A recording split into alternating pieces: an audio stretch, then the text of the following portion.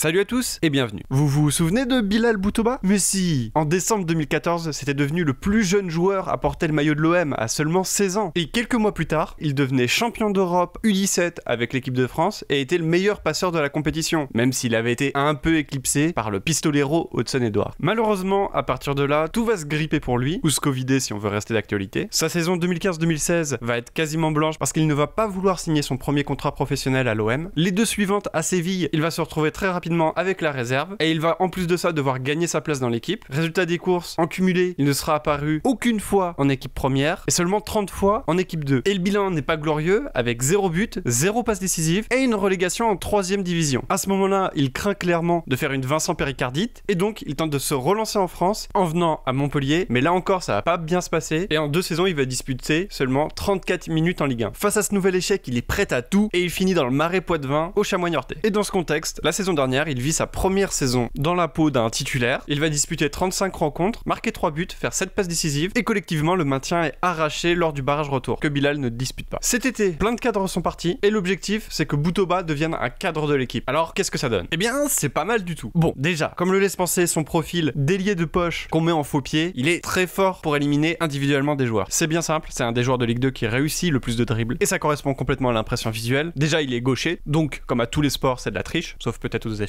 Ses prises de balles sont souvent excellentes, sa conduite de balle très élégante, le ballon va jamais être très loin de lui, ses crochets courts du coup sont dévastateurs. Bref, on est sur un très bon dribbleur, même si en bémol on pourrait dire qu'il utilise peut-être pas assez son pied droit, mais ça c'est le cas de quasiment tous les gauchers, et peut-être qu'une fois lancé, il n'est pas capable d'atteindre une vitesse de pointe très élevée, ce qui peut parfois annuler une différence qui a été faite. Je dis ça, mais faut bien garder en tête que ça n'empêche absolument pas d'être l'un des meilleurs dribbleurs de Ligue 2, peut-être même le meilleur. Typiquement sur ce genre de profil, un défaut classique c'est d'être trop personnel, comme tous les joueurs ça peut lui arriver d'oublier une solution, en particulier quand il a décidé de tirer au début de l'action, mais en règle générale, c'est au contraire un joueur qui aime jouer avec les autres. C'est évident qu'il a compris qu'il pouvait faire des différences en combinant avec ses coéquipiers, en se rendant disponible une fois qu'il a donné le ballon, en particulier entre les lignes, ce qui fait très bien. D'ailleurs, c'est un vrai point positif de son jeu, le fait qu'il reste mobile pour donner des situations à ses coéquipiers, et au-delà de cette bonne volonté, il a un vrai coup d'œil pour trouver les passes qui vont faire avancer le jeu de son équipe. En revanche, pour ce qui est de trouver des passes qui vont mener à un tir de ses coéquipiers, là il est au-dessus de la moyenne, mais il est quand même un peu plus loin de l'élite. En fait, ses 5 passes décisives sont un peu flatteuses, car ses coéquipiers ont été particulièrement adroits face au but. Surtout que forcément, ses stats à lui sont un peu boostées parce qu'il prend les coups de pied arrêtés. Si on reste sur l'aspect décisif dans la zone de vérité, on peut parler de sa capacité à marquer des buts. Il est quasiment parfaitement dans la moyenne sur le volume d'occasions qu'il se crée. Un bon point, c'est qu'il ne prend pas tant de mauvais tirs que ça, donc ses tirs sont souvent des bonnes situations. Le bémol, c'est qu'historiquement sur sa carrière, il a été assez maladroit face au but, en marquant 30 à 40% de buts en moins que ce qu'il aurait dû selon ses expected goals. Cette saison, ce n'est pas le cas grâce à ce centre assez chanceux face à Guingamp, donc tant mieux pour lui finalement. Mais surtout, ce qui est très positif par rapport à ça, c'est qu'en interview, quand on lui demande les points améliorés, c'est quelque chose qu'il répète souvent, qu'il ait fait du travail supplémentaire pour être plus adroit face au but, preuve qu'il a du recul sur son jeu. Quand on cumule tout ce qu'il fait avec le ballon, on est sur un des joueurs qui fait le plus de différence en Ligue 2. On peut noter qu'il le fait avec une certaine aussi efficacité dans la conservation, car il est certes légèrement en dessous de la moyenne, mais vu les responsabilités qu'il a et les prises de risque qu'on lui demande pour faire des différences, ce n'est pas du tout délirant. Et un autre point intéressant sur l'augmentation de ses responsabilités, c'est que son travail défensif n'a pas diminué pour autant. Il reste dans la moyenne de ce qu'on peut attendre d'un milieu offensif. Alors que quelque chose qu'on trouve régulièrement chez les joueurs, c'est que lorsque leur rôle augmente en attaque, ils font un peu moins d'efforts en défense. Donc ça aussi, ça montre une très bonne mentalité et une capacité à répéter les efforts, même si les Chamois Niortais, c'est pas du gegenpressing. Tout mis bout à bout, Boutouba est dans la discussion du meilleur milieu offensif de Ligue 2 cette saison. Et si on essaie un peu de se projeter sur la suite de sa carrière, dans l'idée, je trouve que son profil est assez similaire à celui d'Ilan Kebal. On est de la même façon sur un ailier droit, capable de prendre le jeu à son compte, gaucher, très efficace en dribble. Et si on compare statistiquement ce qu'a fait la saison dernière Kebal à Dunkerque et ce qu'est en train de faire Boutouba sur ce début de saison, on est sur des radars très similaires. Alors oui, Kebal n'est toujours pas un titulaire indiscutable à Reims pour le moment, mais je pense qu'il n'y a aucun doute sur le fait qu'il est complètement à sa place en Ligue 1. Il montre que les qualités qu'il avait en Ligue 2 se transposent bien à la division supérieure. Après, c'est plus anecdotique, mais je trouve assez amusant le parallèle entre les deux joueurs. Ils sont vraiment de la même génération, ils ont seulement un mois d'écart, et ils sont en train d'exploser plus ou moins au même moment, après avoir connu des galères sur les premières années de leur carrière. Tout ça pour dire que si Boutouba confirme son début de saison, pour moi, il n'y a aucune raison pour qu'il ne puisse pas espérer jouer en Ligue 1 la saison prochaine, parce que même s'il a l'étiquette d'espoir déchu, en réalité, il n'est pas si vieux que ça. C'est juste qu'il a été connu très très jeune. Après, forcément, pour aller plus haut encore, là, ça lui demandera de plus cravacher que probablement ce qui était prévu au début de sa carrière. Comme d'habitude, je suis curieux d'avoir votre avis là-dessus, en particulier si vous êtes êtes des suiveurs des chamois niortais. Si la vidéo vous a plu, n'hésitez pas à aller voir le reste de la chaîne. Et si jamais vous voulez encore plus de contenu, je participe à certains podcasts et j'écris des articles surtout sur Coparena. Le lien est dans la description. Il me reste à vous dire à bientôt dans une prochaine vidéo.